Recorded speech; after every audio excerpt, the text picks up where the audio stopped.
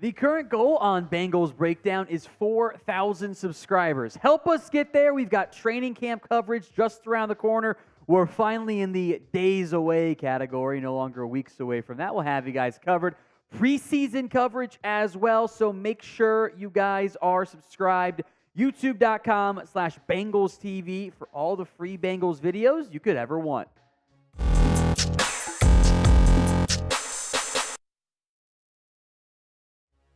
The news of the weekend, of course, was the Joe Mixon pay cut. Maybe a restructure, not technically, but there is some incentives being added, so it's not a straight pay cut necessarily, but I digress. Mixon took a pay cut to stay with the Bengals. The much-rumored decision kind of went from 0 to 100 pretty quickly. The move frees up $4.39 million in salary cap space this year, and then an additional $4.6 million in salary cap space next year. This move keeps Mixon in Cincinnati for this upcoming season and does open the door for him staying in 2024. So let's break down the contract now with graphics that we did not have in the breaking news Friday night. So 2023's base salary was $9.4 million. There was $50K in roster bonuses, per game bonuses that were not guaranteed, but in some of the reporting of the numbers versus like the pay cut versus what he was owed, etc., the math does not math unless you include that as the salary this year. So the $5.51 million base salary, I think, includes both the previous base salary reduction, but also the roster bonus stuff too. That's how you get the cap hit going from $12.76 million down to 8.37, as has been reported by multiple outlets at this point. There's also $2 million available in incentives. No details yet on what those incentives look like. Now, the Bengals also restructured the 2024 deal. $9.68 million base salary is down to $5.1. That's the same number this year and next year. I think that's intentional by Cincinnati. Same deal with the roster bonuses, not really being clear in terms of did that count? Is it now guaranteed? Whatever. No details on any potential incentives from that standpoint. Cap hit goes from 13.3 down to 8.46. Now, again, as of now, there are still no full details on any potential guaranteed money changes. And I mean by that is, did the Bengals guarantee the base salary this year? Probably. Or at least they made it a wink, wink, nudge, nudge guarantee. Like, yeah, you're going to be on the team now for sure. I doubt they guaranteed any money next year. If they did, that could change how this team views Mixon's status for next year. I would assume there is no extra guaranteed money next year. I'd be kind of surprised if they did that. But it does give Mixon a better shot to stay next offseason. It gives him a better chance to remain a member of the Bengals organization for not just this year, but next season as well. I'll give some more thoughts on this momentarily, but grade the Joe Mixon pay cut for Cincinnati. A, B, C, D, or F. How do you feel about what the Bengals did with this move? It is the pinned comment on today's show, so if the ad comes here on YouTube, take advantage. Head down there and let me know. I'm going to give it at least a B. Again, I would like to know what the full details are in terms of actual ins and outs, the really super, fine print, I'll call it, of the details. But it shouldn't change that drastically. I would have loved a little bit more, but I'm not going to complain about a pay cut because you have other guys to pay too, right? Joe Burrow is due for a new deal. T. Higgins is due for a new deal. Ideally, Logan Wilson and maybe DJ Reader as well. So the sooner you pay at least two of those guys, hopefully Burrow and Higgins, I think the better we'll all feel moving forward. I do still think a little bit, maybe not by a massive margin, but a little bit, maybe Mixon is overpaid relative to the, frankly, not very good running back market. But there's also something to be said about not trying to nickel and dime the player as tight as you can. If it's close enough, it's probably fine. You keep your relationships good and you don't have, one of your better backs in franchise history ranting years later about how he had issues with the organization, Corey Dillon. Mixon, I think, has a better relationship right now with the Bengals, obviously. I think he'll have a better year this year because the numbers have not been great, average efficiency-wise. We can blame the offensive line for that.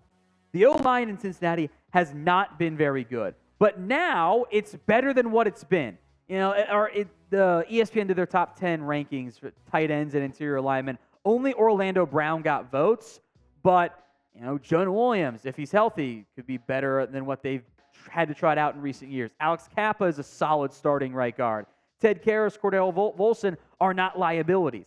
I do think that's a good that's a big deal for the Cincinnati Bengals in terms of having more success with where they currently sit from that standpoint. So the O-line, in theory, should lead to better results moving forward.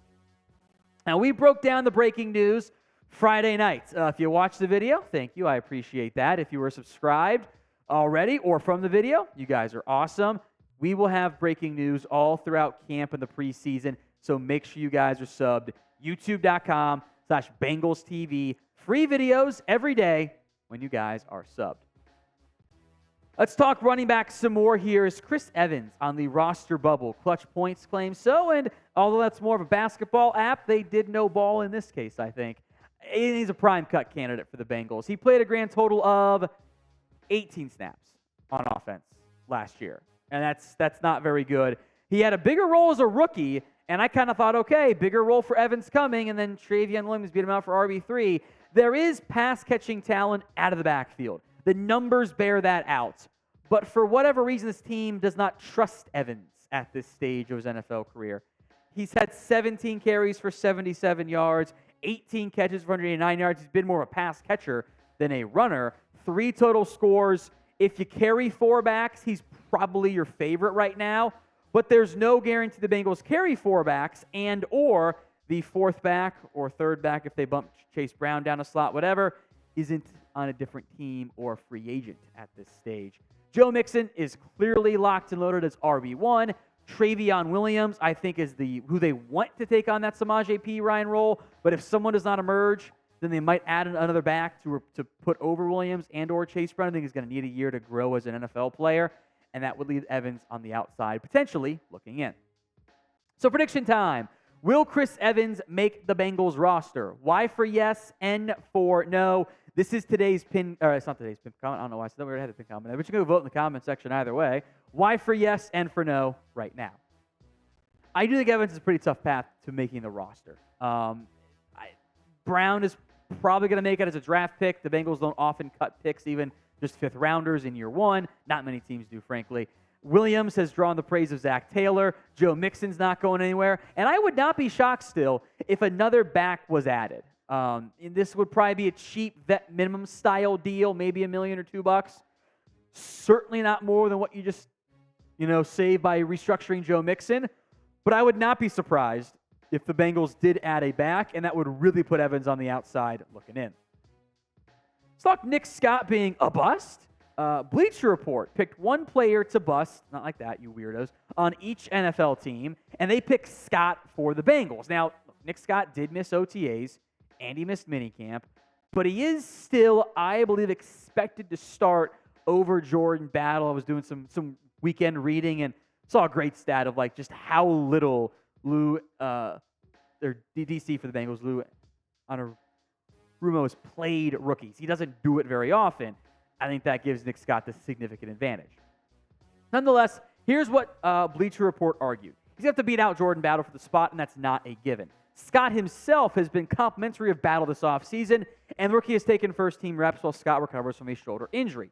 If Battle can overtake Scott before the season even starts, then Scott is going to fall into the free agent bust category for the Bengals. I have a very tough time seeing that come to fruition because the Bengals have not utilized, especially with this new defensive coaching staff, rookies at that level. That's not been there. I'll pull up the exact stat and sound it off here in a minute, but I would be surprised if that went down. So who do you think starts at safety? NS for Nick Scott, JB for Jordan Battle. This is not anti-Battle campaign, by the way, which kind of sounds weird, but here's the stat. For The Athletic. There have been 170 rookie defensive players to log at least 500 regular season snaps over the last 4 years where Lou Anarumo has served as the defensive coordinator. The Bengals have been responsible for one of those. It was Cam Taylor-Britt last season. He played 761. There's 2 other guys over 400, a couple guys over 300. He has said in the past on the record, I don't rotate safeties, and I never will.